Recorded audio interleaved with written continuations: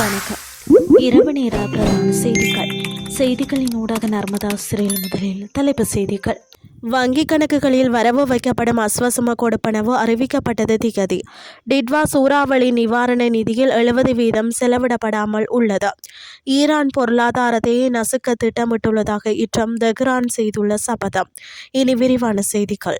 August மாதத்திற்கான அஸ்வசம கொடுப்பனவுகள் வரும் 19ஆம் தேதி பயனாளிகளின் வங்கிக் கணக்குகளில் வரவு வைக்கப்படும் என நலம்புரி நன்மைகள் சபை அறிவித்துள்ளது. இது தொடர்பாக நலம்புரி நன்மைகள் சபை அறிக்கை ஒன்றை வெளியிட்டுள்ளது. டிட்வா சூறாவளி பேரழிவை தொடர்ந்து புனர்வாழ்வு மற்றும் மறுசீரமைப்பு பணிகளுக்காக ஒதுக்கப்பட்ட நிதியில் 30% மட்டுமே இதுவரை பயன்படுத்தப்பட்டுள்ளதாக தெரிய வந்துள்ளது. இதனைத் தொடர்ந்து எஞ்சிய நிவாரணத் தொகைகளை பயனாளிகளுக்கு உடனடியாக வழங்க நடவடிக்கை எடுக்குமாறு மாவட்ட செயலாளர்களுக்கு பாதுகாப்பு அமைச்சு உத்தரவிட்டுள்ளது. தேசிய அனர்த்த நிவாரண சேவைகள் மையத்தினால் கடந்த ஜனவரி முதல் ஜூலை மாதம் வரையிலான காலப்பகுதியில் 86.7 பில்லியன் ரூபாய் ஒதுக்கப்பட்ட போதிலும் அதில் 26.4 பில்லியன் ரூபாய் மட்டுமே செலவிடப்பட்டுள்ளதாக தெரிவிக்கப்படுகிறது. பாதிக்கப்பட்ட குடும்பங்களை மீள்குடியேற்றுவதற்காக ஒதுக்கப்பட்ட 1.5 பில்லியன் ரூபாயில் 190 மில்லியன் ரூபாய் மட்டுமே செலவிடப்பட்டுள்ளது.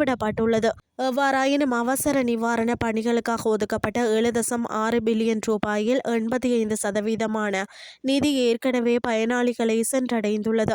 இந்த நிலையில் பாதிக்கப்பட்ட மக்களின் வாழ்வாதாரத்தை கட்டியெழுப்பவும் உட்கட்டமைப்பு வசதிகளை உடனடியாக சீரமைக்கவும் எஞ்சியுள்ள நிதியை தாமதமின்றி வழங்குமாறும் மாவட்ட செயலாளர்களுக்கு அறிவுறுத்தப்பட்டுள்ளது. இனி வெளிநாட்டு செய்திகள். பொருளாதார அழுத்தத்தை ஏற்படுத்துவது குறித்து அமெரிக்க ஜனாதிபதி தெளிவுபடுத்தியதை அடுத்து இது குறித்து ஈரான் நடவடிக்கை எடுக்க திட்டமிட்டுள்ளதாக அந்நாட்டின் அரசாங்க ஊடகங்கள் செய்தி வெளியிட்டுள்ளன. இது அமெரிக்க வியூகத்தின் ஒரு பகுதியாக இருந்தாலும் அதற்கான தக்க நடவடிக்கைகளை ஈரான் மேற்கொள்ளும் என்றும் செய்தியில் விவரிக்கப்பட்டுள்ளது.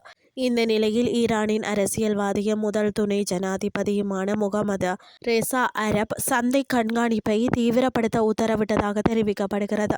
கடந்த வாரம் அமெரிக்க நிதித்துறை செயலாளர் ஸ்காட் பெசன்ட் நியூஸ் மேக்ஸ் பேட்டியொன்றில் ஈரான் மீது இதுவரை கண்டிராத நடவடிக்கைகளை அமெரிக்கா செயல்படுத்தப் போவதாக கூறினார்.